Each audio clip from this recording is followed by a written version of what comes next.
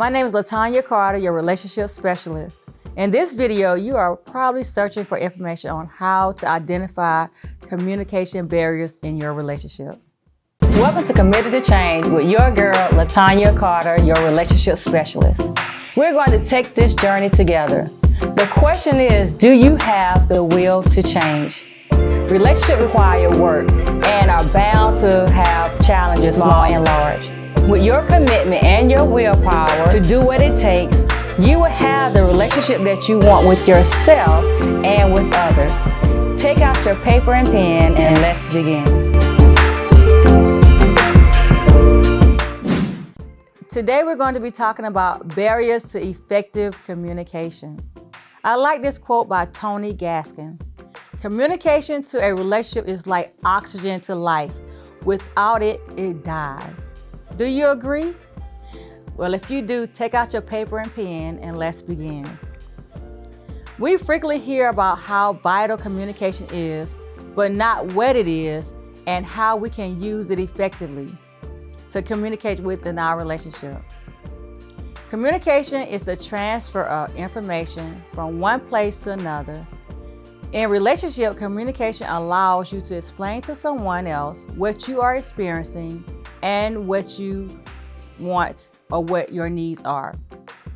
The act of communicating not only helps to meet your needs, but it also helps you to be connected in your relationship.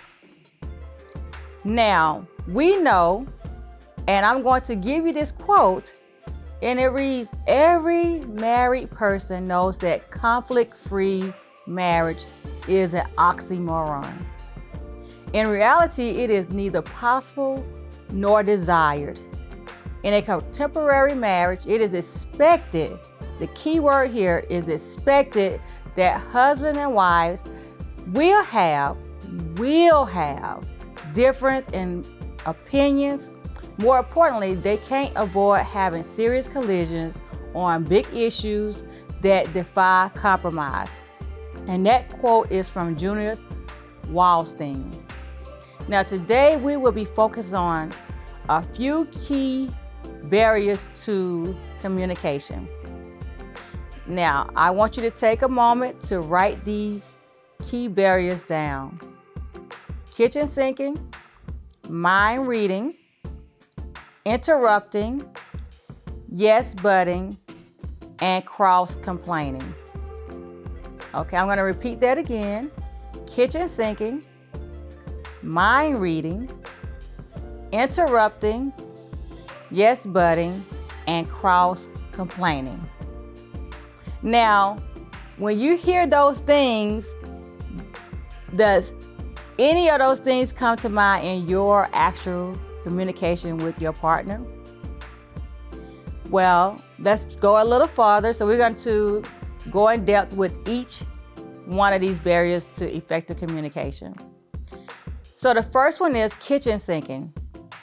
Could you even think about what kitchen sinking could represent within your communication in your relationship? Take a moment and think about that, okay? Now, what is kitchen sinking?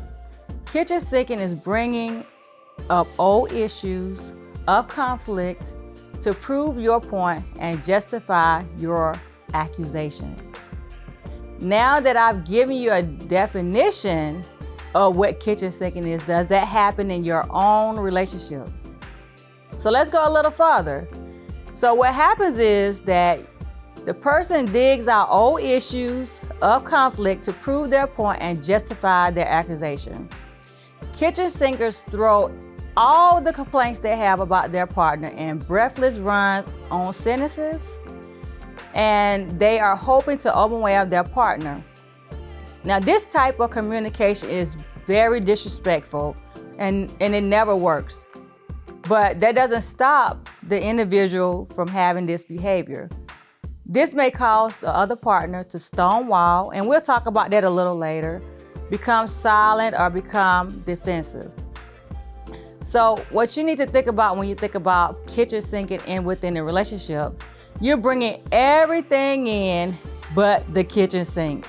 You're bombarding your partner with frustrations, announcing the same things at the same time, right? So you may be wondering, why is it that every time I bring up a topic, we can never get it resolved, right? Bringing in everything but the kitchen sink usually causes the list of the bombarded or frustration that are announced at the same time. So when you do this, the reason that this happens is that you have a lot of unresolved conflict. And whatever it is that you have brought to your partner's attention, it gets bombarded with other issues that you have that are unresolved. So focus on one issue at a time. And remember, the problem isn't just kitchen sinking, it's also the often defensive response that leaves you both stuck in an emotional gridlock. So when you're in an emotional gridlock, it's like my mind is made up, your mind is made up, and we're not going to change it. So jot some of these things down, and then I want you to really think about what you can do in your relationship to avoid kitchen sinking. And we will talk about this in another video. Now let's go to the next barrier to effective communication. Mind reading. When I say mind reading, what comes to your mind? I want you to jot that down. When there's mind reading in a relationship, what comes to your mind? When partners expect each other to pick up on hints and veiled messages. So what does that mean? You are assuming that your partner knows what it is that you want, need, or desire. So Henry Winkler said it this way: assumptions are the termites of relationships. I agree with that quote.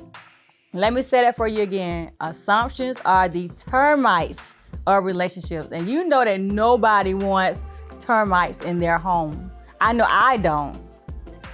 It occurs when spouses assume that they understand their partner's thoughts, feelings, and opinions without asking.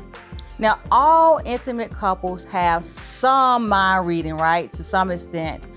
But where it becomes an issue is when your relationship is in distress, right? When there are critical and hostile ways that are presented. So the perception is that there are unpleasant motives where there should be neutral ones, right? So it's negative. You're having interpretations and you're thinking the worst than what it is in reality.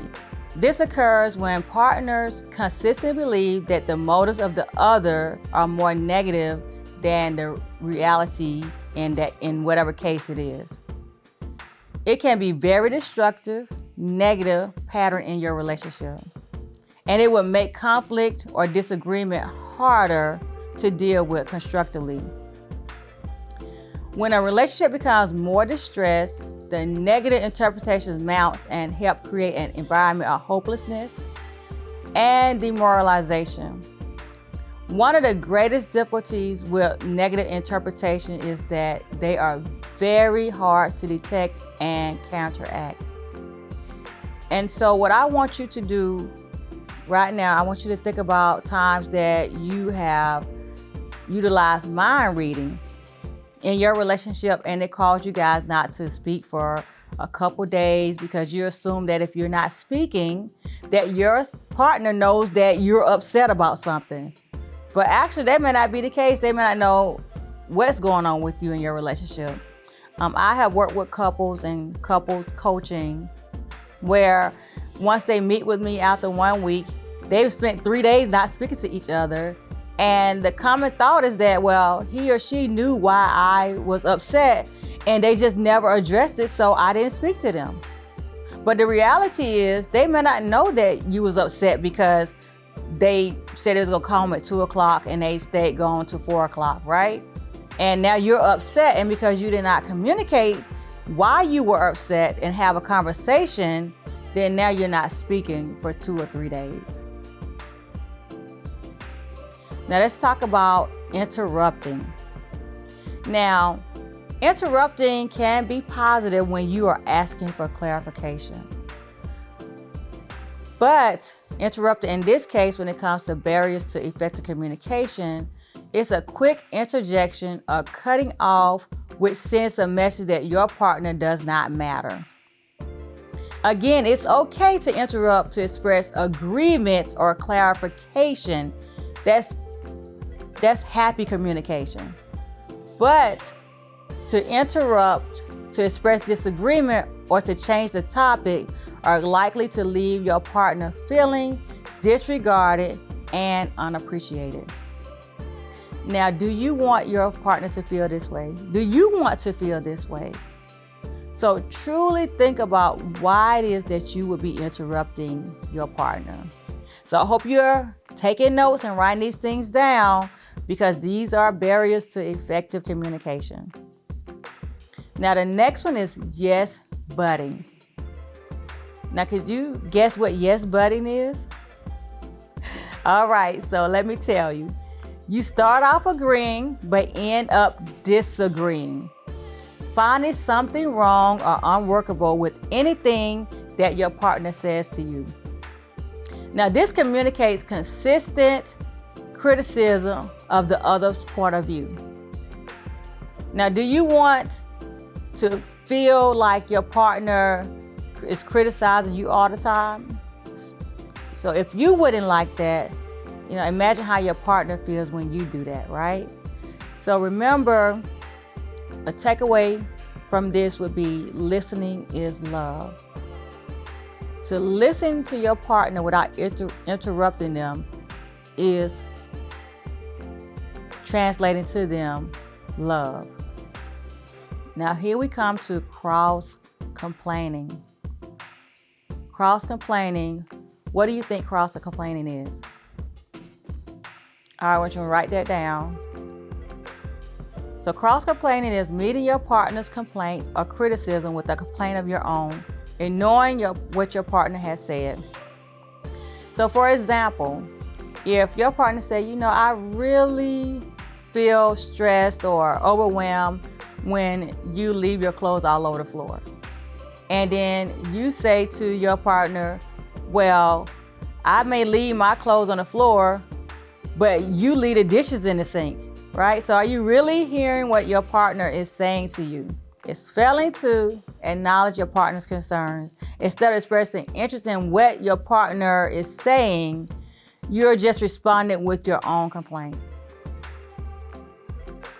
Now, how can you have effective communication if you have these barriers within your relationship? I want you to really think about how you utilize these ways of ineffective communication within your relationship. And I want you to think about what it is that you can do to change these barriers to communication now that you have identified that these may be possible things that are happening in your own relationship. I hope that you wrote all of these identified barriers to communication down: kitchen sinking, mind reading, interrupting, yes butting, and cross complaining. And what I want you to do is to put an X across them and say, I would not communicate this way in my relationship anymore, because I want to move forward and have effective communication within my relationship so that we can continue to grow and see where our relationship is going to be in the future. Thank you for allowing me to come into your home and to share this information with you and just to have a discussion. And now that we know what we don't want to do in our relationship, continue to watch my videos so that we can continue to grow together and learn effective ways to communicate with our partners. Until next time, remember to always commit to change. If you're enjoying these videos so far, and if you missed any of them, please go back and check out my previous videos so that we can continue to grow together. As always, remember to commit to change. The words of affirmation. If your love language is words of affirmation or your partner's love language is words of affirmation, then that means you would like to hear precisely what your partner appreciates about you. An example of that would be, I appreciate the hard work that you do around the house. I appreciate the fact that you are very attentive to my needs. I appreciate the fact that you take good care of the children. Or it could be, I love you. I need you. What would I do without you? So did you get that? All right, so if that's your love language or your partner's love language, start recognizing how you can. Welcome to Committed to Change with your girl, LaTanya Carter, your relationship specialist. We're going to take this journey together.